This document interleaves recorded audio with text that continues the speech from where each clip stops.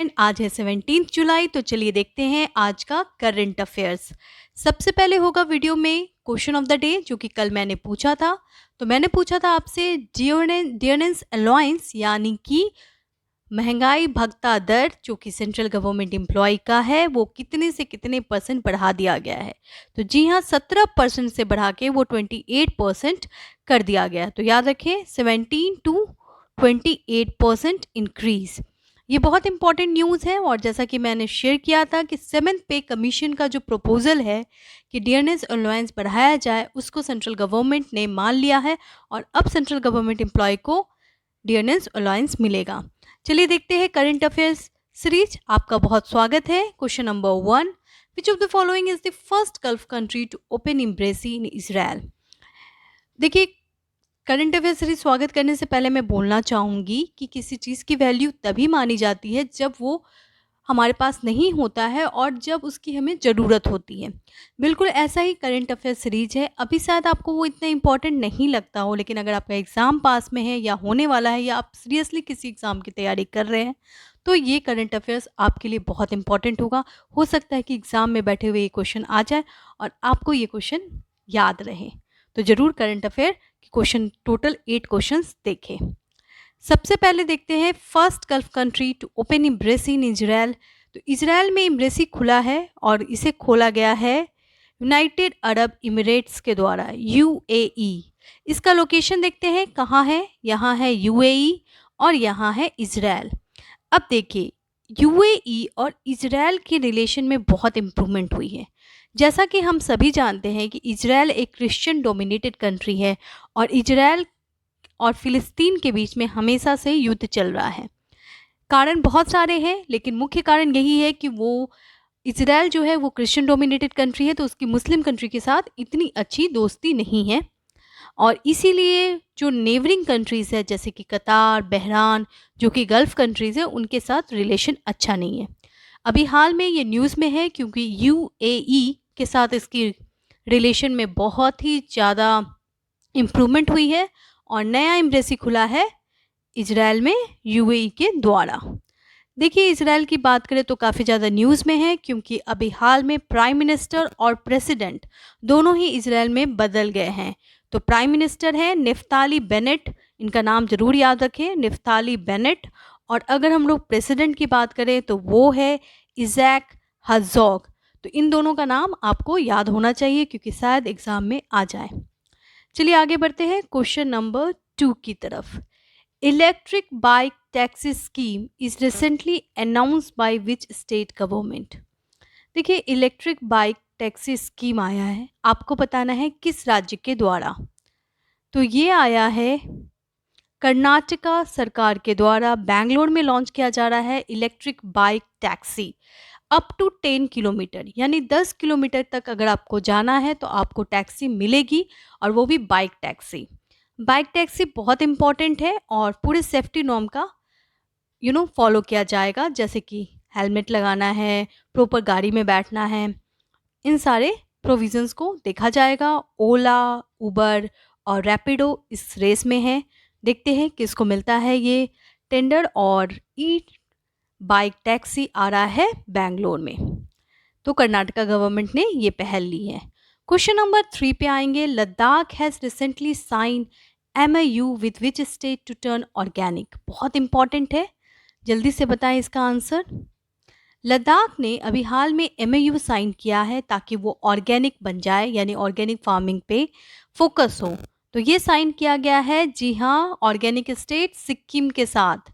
सिक्किम तो ऐसे भी जाना जाता है ऑर्गेनिक फार्मिंग के लिए, और लद्दाख ने अभी हाल में ये डील साइन की है। ये जो एग्रीमेंट है या फिर जो इनिशिएटिव है उसका नाम बहुत इंपॉर्टेंट है, वो है मोदी इनिशिएटिव। जी हाँ, मोदी इनिशिएटिव यानी मिशन ऑर्गेनिक डेवलपमेंट इनिशिएटिव। याद रखें, mission organic development initiative start किया गया है और इसके अंतर्गत लद्दाख और सिक्किम दोनों ही ऑर्गेनिक फार्मिंग पे फोकस किया जाएगा और लद्दाख को ऑर्गेनिक स्टेट की तरह बनाने की कोशिश की जा रही है। कब तक? तो ये बनाया जा रहा है 2025 तक। तो बहुत इंपॉर्टेंट है, 2025 तक। क्वेश्चन नंबर 4, इंडिया और चाइना का अभी हाल में ट्रेडिंग रिपोर्ट आया है, जिसमें पाया गया कि इंडिया की ट्रेडिंग जो है वो चाइना के साथ बढ़ी है। याद रखिए, इंक्रीज़ हुई है। हो सकता है कि यूपीएससी एग्ज़ाम में आपको क्वेश्चन आ जाए कि recently the trading between India and China has decreased, increased, or in the same condition. So you have to answer it has increased. कितना इंक्रीज हुआ है? तो ये इंक्रीज हुआ है 60.4%। और अगर मैं चाइना की बात करूं तो इंडिया में चाइना का कौन सा सामान सबसे ज़्यादा एक्सपोर्ट होता है, यानी इंडिया में आता है? तो चाइना का इलेक्ट्रिकल मशीनरी जो है वो सबसे ज़्यादा एक्सपोर्ट होता है। तो electrical machinery from China came to India. Okay, अगर हम इंडिया की बात करें तो इंडिया कौन सा सामान सबसे ज़्यादा चाइना को एक्सपोर्ट करता है? तो वो है आयरन आर। जी हाँ, आयरन ओर, कॉटन और बहुत सारे सामान जो है इंडिया चाइना को देता है। और अगर हम लोग चाइना की बात करें तो इंडिया सबसे ज़्यादा इंपोर्ट करता है इलेक्ट्रॉनिक्स यानी इलेक्ट्रिकल मशीनरीज। क्वेश्चन नंबर 5 पे आएंगे। नेशन वाइड एक कैंपेन चल रहा है जिसका नाम है Covid vaccine with safe forest money and enterprise. ये जो Covid vaccine with safe forest money enterprise campaign है वो स्टार्ट किया गया है, जी हाँ, अर्जुन मुंडा जो कि ट्राइबल मिनिस्टर हैं उनके द्वारा।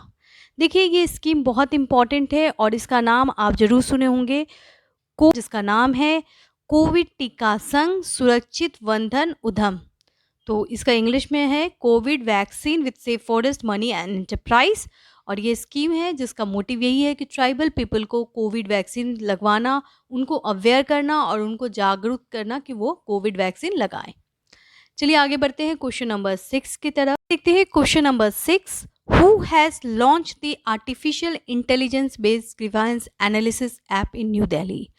आर्टिफिशियल इंटेलिजेंस बेस्ड ग्रीवांस यानी कि आर्टिफिशियल इंटेलिजेंस बेस्ड शिकायत प्रबंधन सिस्टम न्यू दिल्ली में स्टार्ट किया गया है। उसके लिए एक ऐप लॉन्च किया गया है। आपको बताना है किसके द्वारा। तो ये लॉन्च किया गया है राजनाथ सिंह के द्वारा। राजनाथ सिंह जो कि हमारे डिफेंस मिनिस्टर हैं, वो आईआईटी कानपुर द्वारा develop artificial intelligence grievances management यानी कि शिकायत प्रबंधन ऐप लॉन्च किए हैं। तो याद रखें, Rajnath Singh and IIT Kanpur. Question number 7 पे आएंगे। India has sign an agreement with which country for coking coal? जी हाँ, कोकिंग कोल के लिए भारत ने किसके साथ एग्रीमेंट साइन किया है? तो इंडिया ने साइन किया है रशिया के साथ। कुकिंग कोल आप जानते होंगे, कोल जो है उसके बहुत सारे प्रोडक्ट हैं और बहुत सारे टाइप्स होते हैं, जैसे कि बिटुमिनियस, एंथ्रासाइट। जो कोल मेट्रोलॉजिकल यानी कि मेटलर्जी के लिए यानी कि मेटल एक्सट्रैक्ट करने के लिए इस्तेमाल किया जाता है, उसको कोकिंग कोल कहते हैं। ये कोल जो होता है वो आयरन और स्टील इनर जो होते हैं उनके एक्सट्रैक्शन में बहुत बड़ा योगदान होता है। और आपने देखा होगा आयरन एंड स्टील इंडस्ट्री के पास कोल प्रोडक्शन बहुत ज़्यादा होता है क्योंकि कोल का इस्तेमाल किया जाता है आयरन और स्टील मैन्युफैक्चरिंग में। तो कोकिंग कोल का इस्तेमाल किया जाता है और इसी से रिलेटेड डील हुआ है किसके साथ? तो जी हाँ, रशिया के साथ। चलिए आगे बढ़ते हैं question number 8। Kamala Harris and the rise of Indian American book has written by.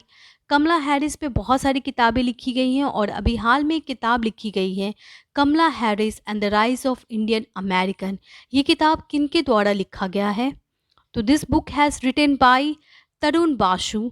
Tarun Basu ने ये किताब लिखी है Kamala Harris and the rise of Indian American.